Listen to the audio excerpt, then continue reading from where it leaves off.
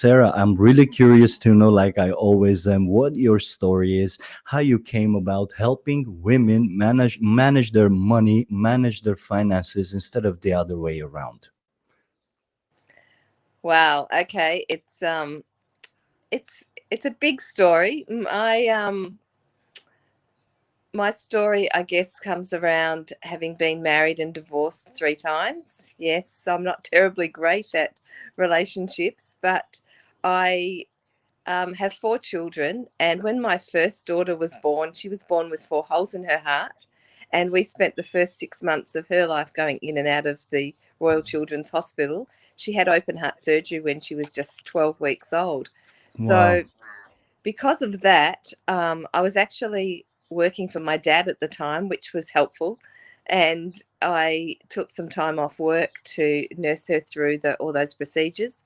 And when she finally was given the all clear and I went back to work, I really decided that I wanted to be a stay at home mum. Hmm. However, I couldn't afford to do that. My husband at the time was training to be a police officer. And of course, in Australia, when you're doing that, the income is quite low.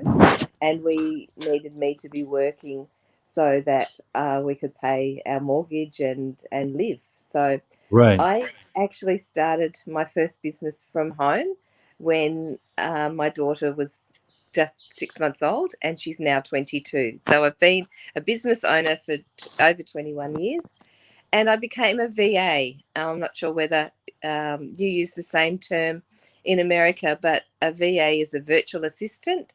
So Uh-huh. basically, a secretary or bookkeeper that works from home and provides services virtually.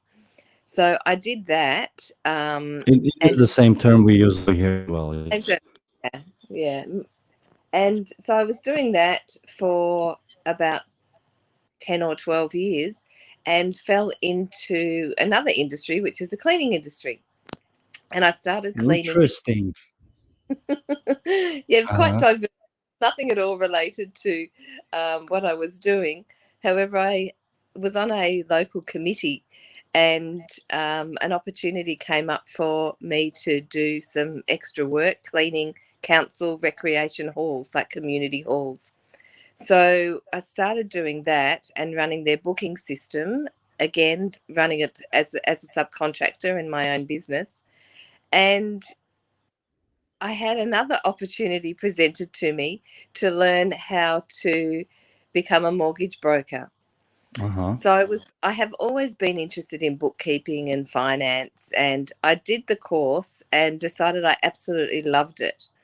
And the way it came about was my partner at the time had been a mortgage broker for 10 years, and he just said to me one day, "Hey, you'd be great at this." And I go, "Well, why do you say that?" And he said, "Oh, because you love people and it's about relationships. It's not really about the money, it's about the Hmm. relationship." And so I just love to chat to people. And, I always love to hear out what people's stories are. And stories are what makes people interesting. It's where they've come from, where they're going, what's been impacting them, and what's got them into the position that they're in. So I did the course, got myself qualified, and started doing that along with the cleaning and along with the virtual assistant business, and realized before too long that I was way too busy. And so I've gradually shed some of the other responsibilities that I've got. And I guess, to come back to that original question as to how I came to be doing what I'm doing now, is because of my experience, because of having been married and divorced, having children, being able to stay at home. I've had to be really good at managing money. I've had to really take care of keeping within my budget and making sure that I can plan for the future.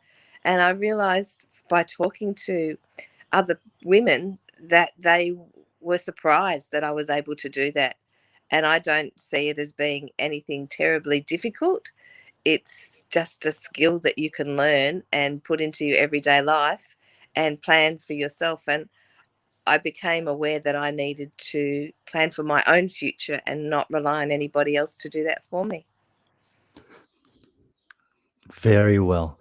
Thank you so much for sharing your experiences with us. And I hope for our viewers, they can learn a thing or two. It's not always learning from your own experiences. Actually, the smart people learn from their experiences, but the wise people learn from everyone's experiences, including theirs. So, what you're saying right there, it can help many, many people to steer them towards the direction they're going. And your experiences, every single one of them, I can see why financial can tie everything together, because you have many things going on, juggling, and you have to balance the finances on top. Plus, you have this entrepreneurial mind, which I can relate to, because you take on multiple things and some of them do not even correlate with one another, which means, like, middle of the day, you have to literally shift your brain to a complete different situation just so you can move it forward. The reason I can relate to that is because I was in the same, I still am in the same position. Actually, I've learned a bit better and I advanced, and that advancement came where I delegated and I made a note. And you actually made a point about that too. Once you realized you had so much going on and you weren't able to uh, perform your best at all the projects you committed to, you decided to delegate. And that's what I did too. I delegated it, and luckily I delegated it to people who can do better than me and more consistently, because that's kind of their main thing instead of my third project, for example. So I I think you're totally really agree right with that. there. Please Yeah, go ahead. outsourcing is so important in business.